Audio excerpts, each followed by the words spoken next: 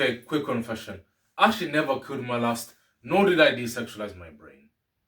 In fact, Prophet Muhammad, peace and blessing be upon him, the greatest man to walk this earth, he never killed his lust, nor did he desexualize his brain. He had 9 wives. And for that matter, his wives didn't kill their lust, nor did they try to desexualize their brains. In fact, the first ever man to walk this earth, the one who we should be looking up to, the father of mankind, he did not kill his lust, nor did he desexualize his brain. And neither did our mother, Hawa. She didn't kill her lust, nor did she desexualize her brain. In fact, Prophet Dawood, he did not kill his lust, nor did he desexualize his brain. Prophet Sulaiman, he did not kill his lust, nor did he desexualize his brain. And neither did any of their wives. Both of them had multiple wives, and they did not kill their lust, nor did they desexualize their brains. And guess what? Here's a news flash. Neither should you. You see, in this day and age, we have a rather weird understanding of what lust actually is. We seem to think lust just means committing zina and masturbating and watching porn and being a pervert by looking at women's boobs and asses all the time, and overall just being sexually deviant. When we think of the word lust, that is for some reason the first thing that springs to mind. Lust being done in the haram way, but that is just a haram way of expressing lust. What actually is lust? What does lust actually mean? Lust simply means having a strong sexual desire.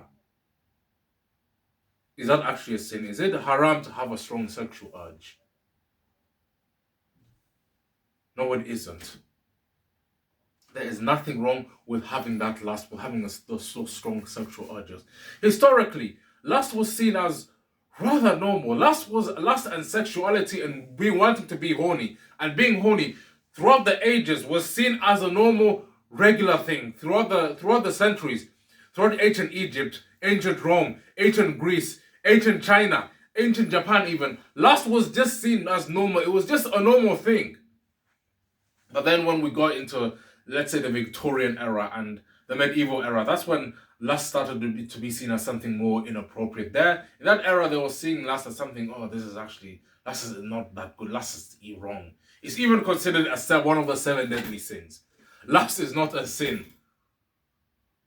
It just depends on how you express it. If you express lust in the wrong way, then yes, it is a sin. If you're a married man and then you have a wife and then you commit zina with other women, you have sex outside of that marriage, you commit adultery, then yes, that is lust expressed in the wrong way. Then that is a deadly sin.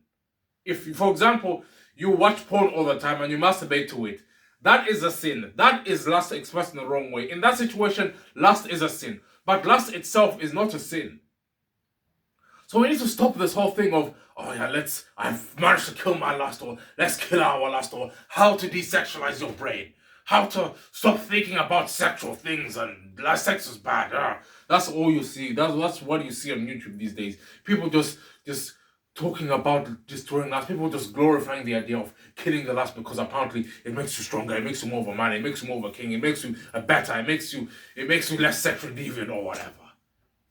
Have you ever thought that, what if I was to tell you that actually trying to kill your lust, when you actually try to resist lust, you end up expressing it in the haram way anyway.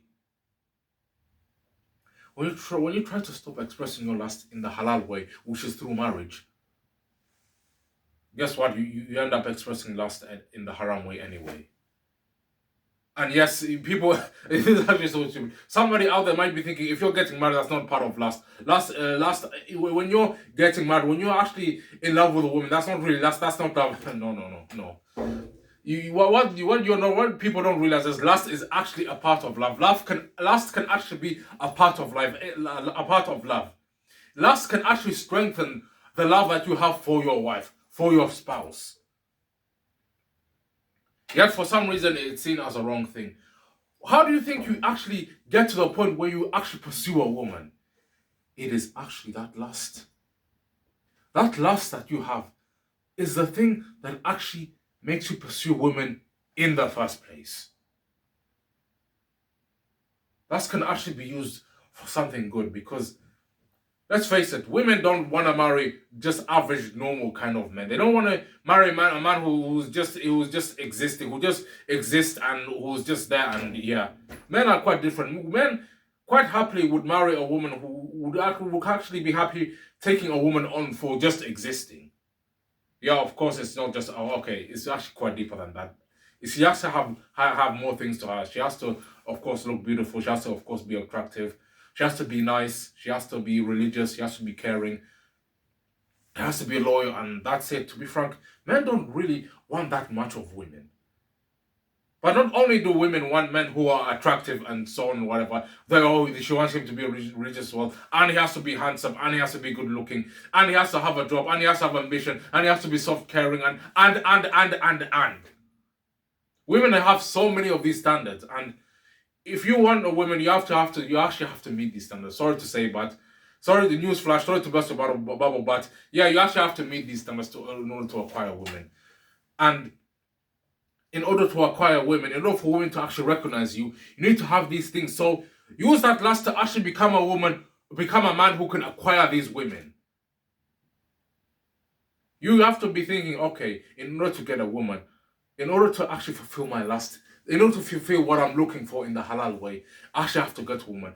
And women will only want me. Women will only want me to get them if I have all these things that they want. So I need to work on myself to actually acquire these things.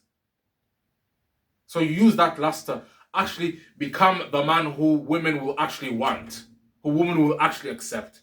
That is what you do with your lust. You don't kill your lust. You don't ignore your lust. You don't tell yourself, I don't care about girls. I don't care about girls. That's another funny one. People these days, especially in the self-improvement, they say, oh, I don't care about girls that much. I'm self-improving for myself. I'm doing it for myself. Why do I go to the gym? Oh, yeah, because I want a clean, healthy diet. Why do I want to be rich? Oh, yeah, so I'm free for the matrix or whatever.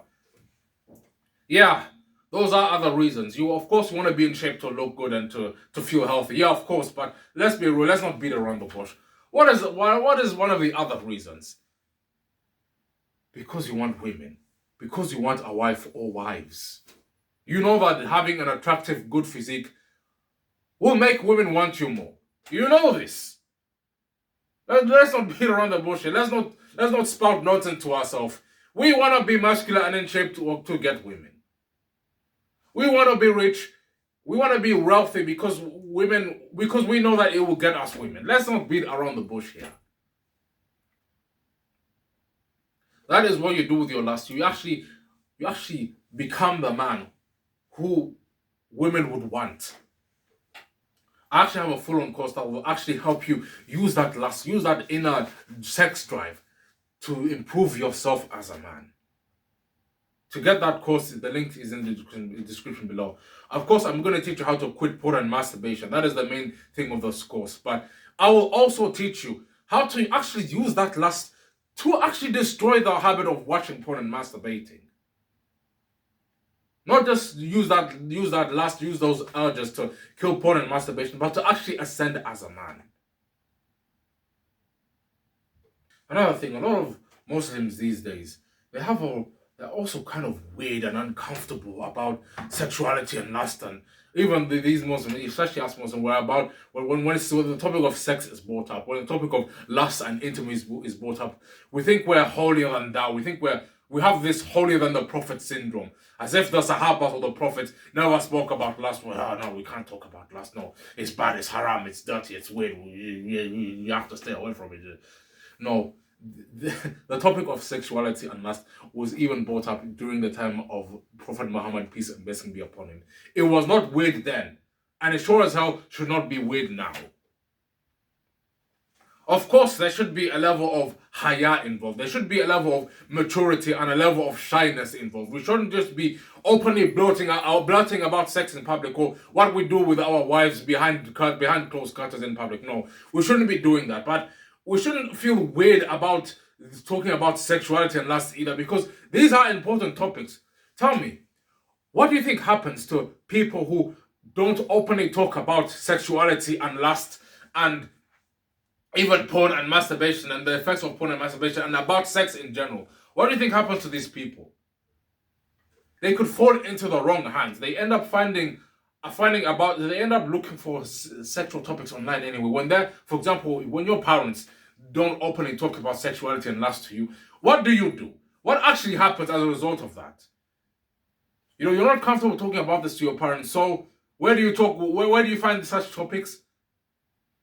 Through porn websites, for example, through OnlyFans. You end up finding about topics such as lust through your degenerate friends, not even friends, your degenerate classmates, or your degenerate peer group who openly talk about porn and masturbation. That's where you find it out from. Guess what? The school system isn't shy about talking about sexuality and lust. The schools, the online influencers aren't. The pornography, the porn industry, and Instagram, they're not uncomfortable talking about lust and expressing it in front of your face. The school system isn't, because they actually talk about sex education. They're not uncomfortable talking about lust. So why should we be? Why should we be uncomfortable talking about lust and sexuality and so on and so forth when all the other industry, when everybody else isn't? And they talk about it in the worst way possible. Not only are they so explicit and inappropriate, but on top of that, they're not shy either. They also don't mind the haram as well. They treat masturbation and watching porn like it's just a normal thing that people do. Your teachers probably, when you bring up masturbation, they'll say it's just normal. It's just something that people do. You shouldn't feel ashamed of masturbating. Like even influencers like I rinsed in the past, even they will say, "Oh yeah, it's just normal. It's just something that people do." Masturbation has been around since the ancient Greece and ancient Romans. These are the people who you will listen to when the topic of lust and whatever is brought up. And again, like I was saying, when you try to force yourself not to express lust in the halal way, when you try to kill your lust, your sexual urges, they just get expressed in the haram way anyway.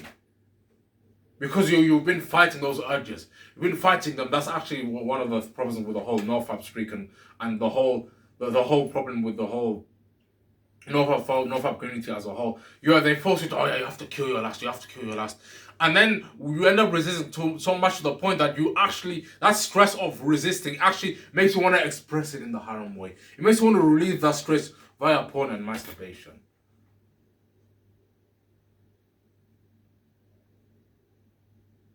Imagine you're trying to destroy ice. Imagine you're trying to destroy a block of ice. You want not just smashing it into pieces. No, you actually want it completely gone. You want to eviscerate it. Then you put it in a hot pan, and you try to burn it. You put it on a hot pan, you heat it up. What happens when it just becomes water? But is that ice really gone when it becomes water? No. So you try to destroy it again. You put it on a pan, and then you try to heat it up. And then what happens? It becomes steam. It just evaporates into the air. You might think it's gone. You might think, oh, it's in the air, it's gone. But no, it is actually still there. Those molecules, those atoms, that was once the ice, has now changed its form. It's now become air. It's now become something different. Why am I talking about ice for? What does the ice have to do with it? Your sexual urges are the exact same. You try to destroy it from what it normally is. You try to destroy it, it will just morph into something different. It will just morph into something disgusting. Which is just porn and masturbation. So what do you actually do about your lust? Firstly, if you really, the end all be all, the grand finale of expressing your lust in the halal way is just through marriage. If you have these lusts, you have these sexual urges, and you want to stop yourself from expressing them in the haram way, which is via porn and masturbation, what do? You get married. You get married. That is the solution. If you want to avoid being a dayuth kak, you want to avoid having all these weird symptoms that come as a result of you watching porn and masturbation, you get married. Most importantly, you want to avoid hellfire, you want to avoid sin, you want to avoid going to hell as a result of masturbating multiple times throughout your life, you get married. That will actually protect you. And the first thought is, oh, but marriage is not easy, marriage is difficult, marriage is this, that. Look, I completely understand that getting married, especially in this day and age, is not an easy thing to do. I get it. The divorce is happening left, right, and center. people comparing themselves to online couples, and that leading a divorce. Feminism actually making your wife, your future wife, screwing the brains of women, screwing the brains of your potential future wives. I absolutely get it. I understand. Marriage is not an easy thing, especially women having unrealistic standards. Is that, oh yeah, you have to have six pack abs, you have to have 6 inches down there, you have to make 6 figures, you have to have this, you have to have that. Yes, I get it. I actually understand. It is not that easy in this day and age. But that is still really the only solution. It is through marriage.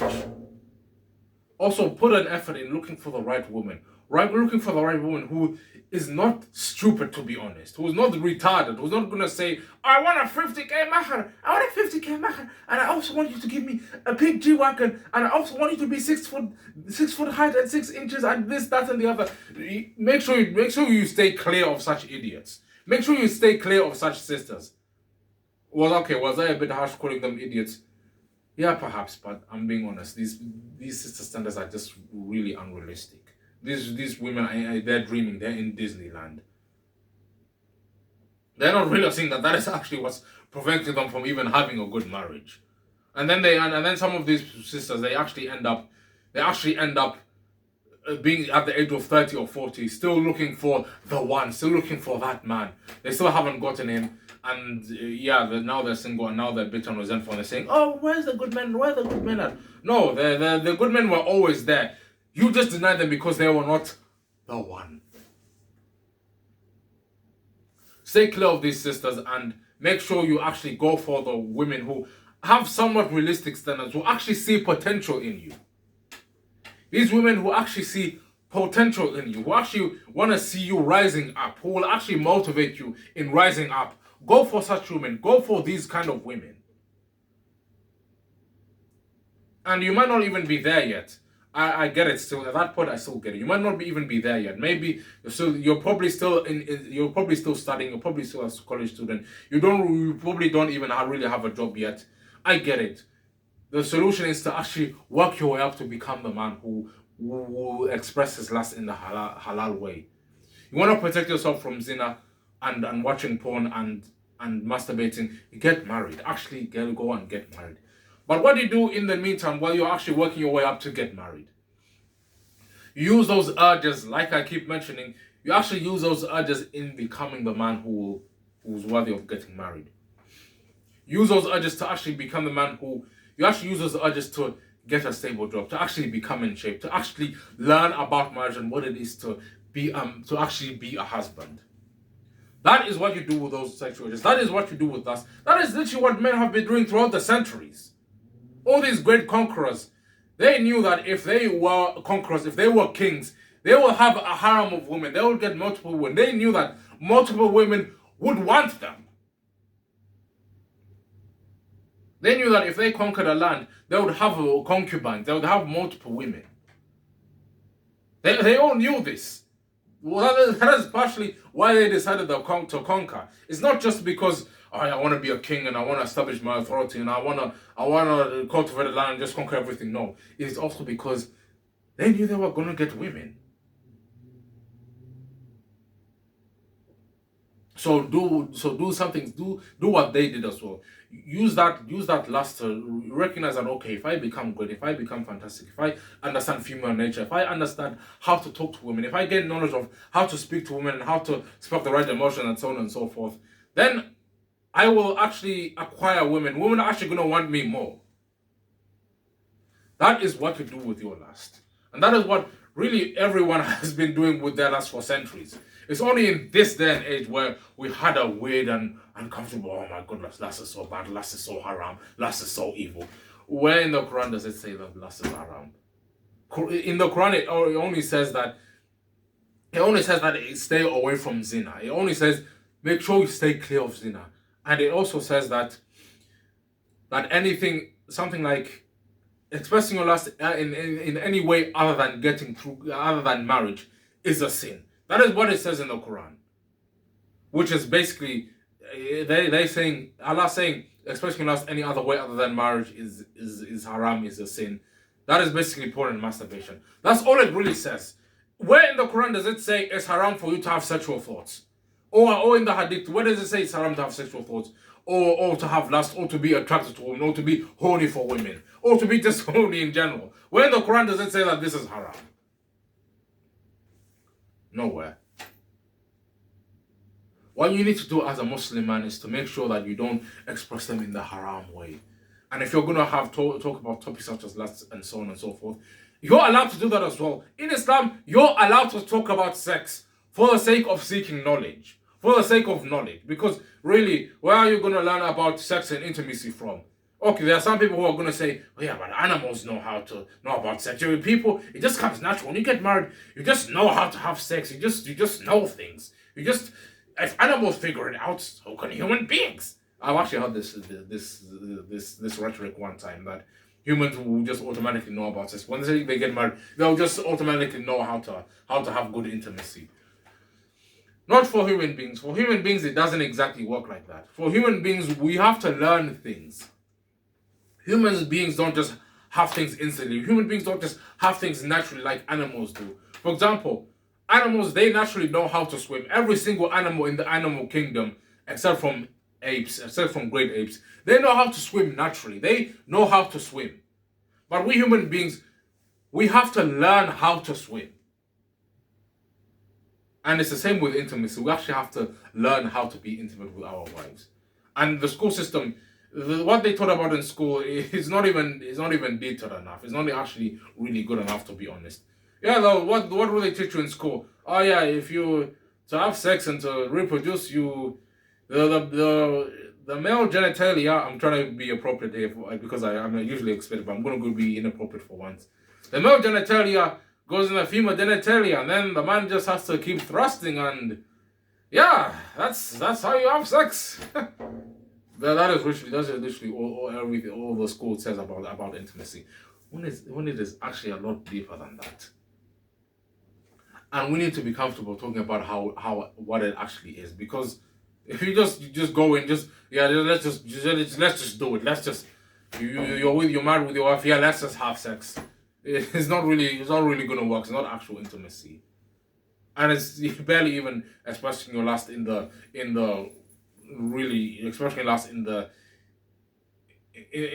full way either, in the proper full fulfilling way either. So as Muslims, we need to really stop having this thought of, oh yeah, let's kill our lust and let's be shy, let's be hush about such topic. Again, like I explained before, we do need to have, of course, as Muslims, we need to have a level of modesty in there. We need to have a level of appropriateness in there. We can't just be talking about it openly in public and talking about it every single time, every single day in and day out and day in and day out. No. That's the end of the video. Assalamu alaikum.